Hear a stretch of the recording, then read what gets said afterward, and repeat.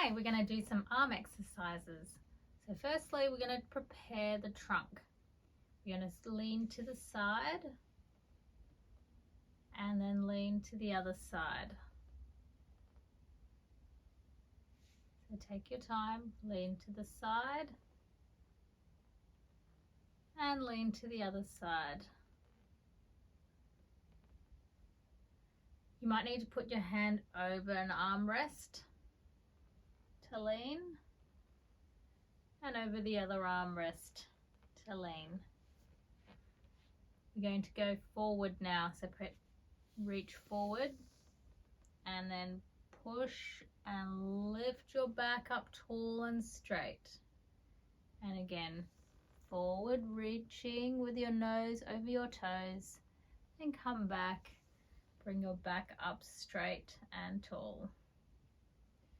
Now we're ready to try our arms. So we're going to lift one arm up forward in front of you as high as you can go. Let's try 5 on this side.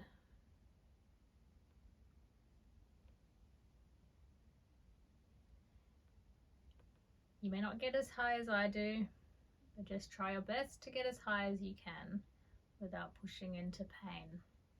At the other side.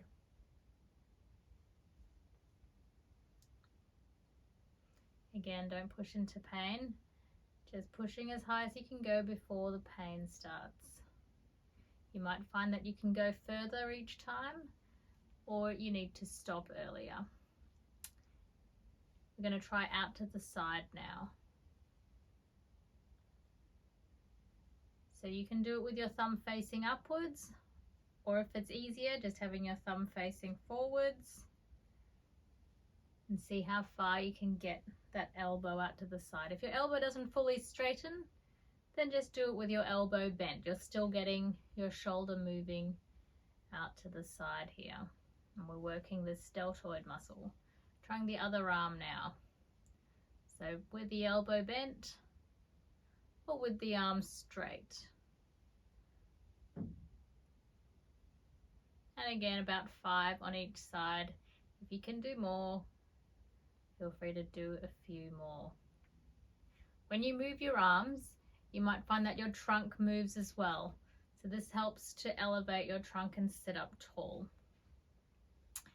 Okay, we're going to move outwards. So this is elbow into your side here and move the hand outwards like that. Like you're going to catch a big ball or carry a big basket. You want to spread the hands out wide, but you're keeping the elbows close to you.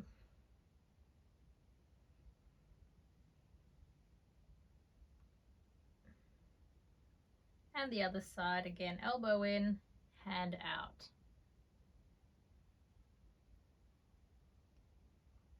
And just as before, you might get some pain. You need to stop before you get the pain, bring it back in. So if you're getting pain from here, don't push it beyond that point.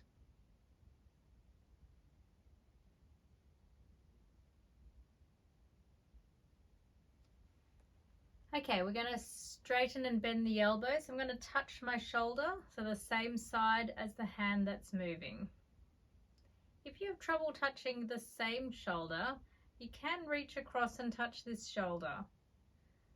Although I prefer if you come this way, you get more elbow bending, which is what we're trying to get. And try to straighten your arm out as much as you can as well. So getting this elbow crease as open as possible that your arm will allow.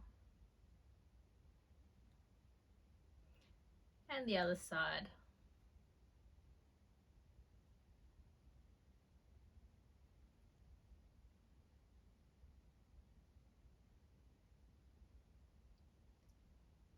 So if you need to go slower, you can, and if you need to go across the body, you can. If you can only get to here, that's okay. Just do as much as you can. And after a while, you might find that you can go further and further. Okay, we're going to do a different movement now. It's called pronation supination, or palms up, palms down. So let's do one hand at a time. So turning your hand to face upwards and then pausing and coming back down, palm facing downwards. You might find that you need to push a little bit with your other hand to get there, or you have someone else help you and get all the way over. So palms up to palms down.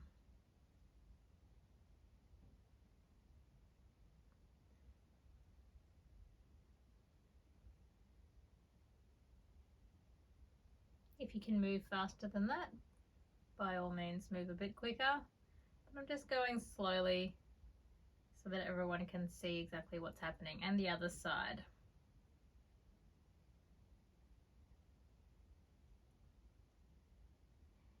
If your arm is feeling a little bit stiff and you can only get to here, that's okay. Just do as much as you're able to do. It's usually more common to be stiff into palms up, so some people can only get to thumbs up, they can't quite get to palms up. Just try your best to get as open as you can. This allows you to hold things in the palm of your hand.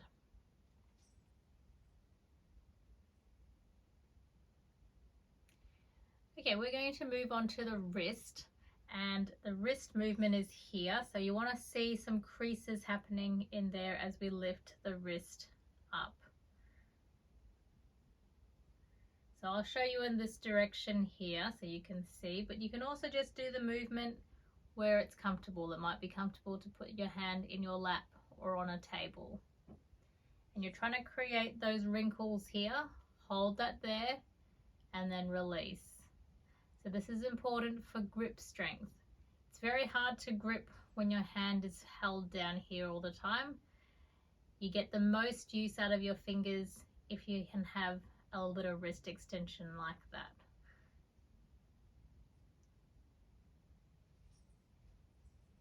So just practicing that, trying to get the wrist back, and the other hand too. So for any fine motor control things like opening a bottle, holding a pen, gripping any peg or comb or toothbrush, you want to usually have your wrist in a little bit of bend there. And you can see another video for functional activities, so other household daily tasks. And again, do 5 to 10 of each movement. Okay, we're going to do our fingers now, and I'm going to go to touching the finger to the thumb. So I've got it held up here so you can see it on the camera. If it's not comfortable there or it's difficult, just have your hand in your lap and do the same thing in your lap. But just for the video, I'm going to show it to you up here like that. So touching each finger to your thumb. If you can open it right out before you touch again, that's good. Sometimes that will be very tricky to do. Sometimes your hand might not open fully, so just doing as much as you're able to do. And with hands, the more often you do it, the better. We think about how often we use our hands normally. They're being used all the time. So for these light tasks, keep trying, keep practicing. Open and close, open and close. So you can do it down here like this with your palms up as well. That might make it easier to see, but again, some people find it difficult to do palms up and they might need to do it like that. If you're having problems feeling the fingertips, have someone hold your hand up so you can visualize them if you can't feel them very well. Okay, thank you.